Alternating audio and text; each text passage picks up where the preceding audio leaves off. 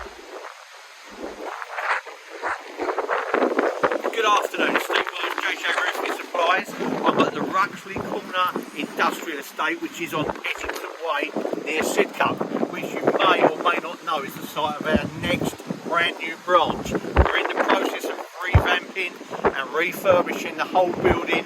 We've got some temporary signs up to let people know that we're coming here to give the fantastic service that JJ Roofing is well renowned for. I'm just going to walk you around the edge of the building.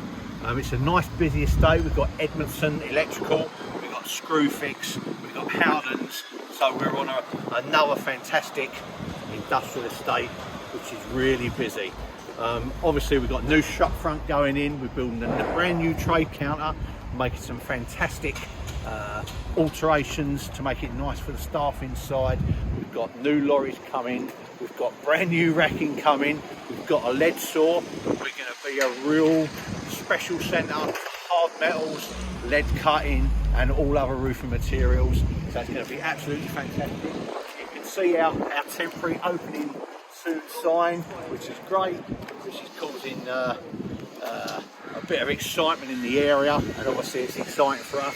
You can see the new trade counter going in at the moment.